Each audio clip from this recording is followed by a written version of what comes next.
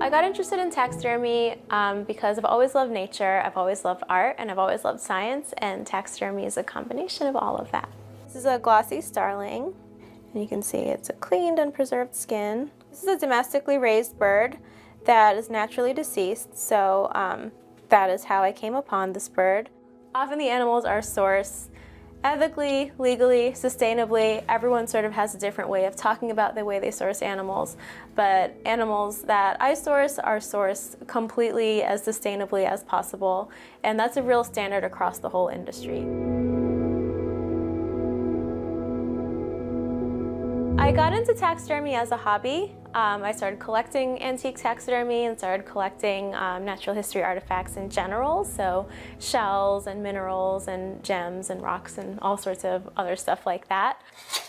So this is what goes, this foam body is what will go inside of the skin to make the bird, to fill out the bird, to make it look alive again.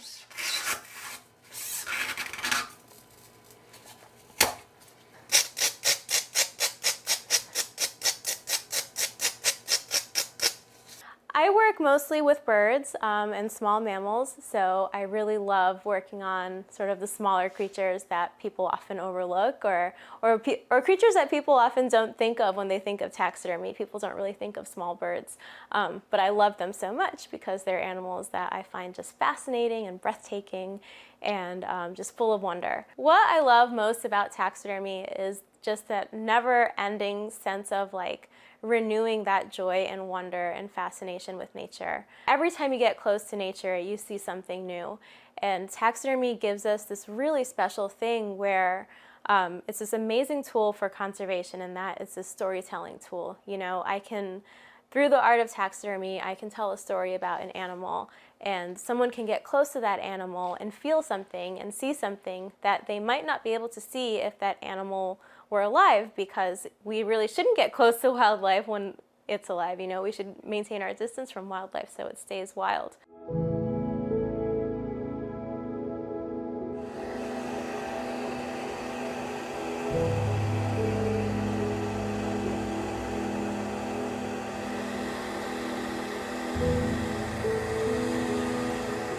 The types of clients I have vary. There are artistic clients, people who want taxidermy as home decor.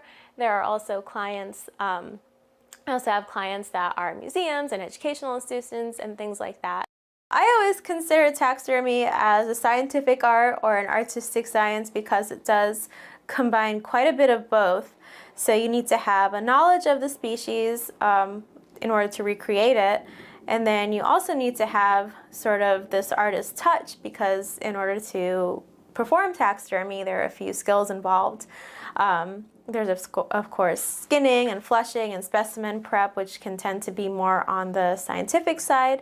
And then there's sculpting and painting and, you know, grooming and preening, which can be more on the artistic side. For me as a kid, you know, I've always grown up in big cities, so nature kind of felt very precious. It felt very rare. It felt sort of like a little treasure finding that in a city. So I really enjoyed the times I could spend at the parks, or times I'd spend at beaches, or sort of the city person's version of nature.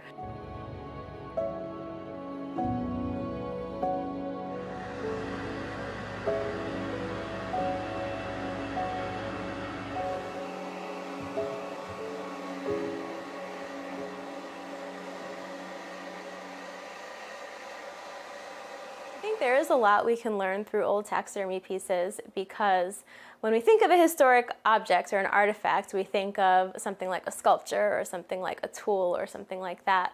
But taxidermy is so much more than that. Taxidermy embodies the life of an animal. It embodies the life and the artwork and the passion of the person who preserved that animal. So with that, you know, you're sort of embodying the human-animal relationship. Yeah, one of the most important sort of functions of taxidermy is preserving animals that have gone extinct, or being a record of taxonomy for animals that have gone extinct, especially. You know, there is the passenger pigeon. I've had the really great pleasure of restoring the passenger pigeon, and it's really electric to be face to face with a creature that has gone extinct, and knowing that knowing how haunting of a reminder it is that we need to, that we need to take care of our planet, we need to preserve biodiversity as it's living, as it's current and now. But it's also really interesting to kind of be face to face with something that has outlived you in a way. Even though the passenger pigeons aren't flying in our skies now, this specimen has outlived the others of its kind in order to communicate this message, in order to be this representation or this ambassador of its species, so that we can all learn not just about the passenger pigeon, but about the conditions that led to its demise, and hopefully prevent that for other animals in the future. So now I'm going to be finishing up the little finishing touches on the bird. So here I have these pins in the eyes. I'm just going to make sure that I'm adjusting the eyelid shape. I'm just going to sort of, use a pin to kind of trace around the eyelid to get the shape really, really nice.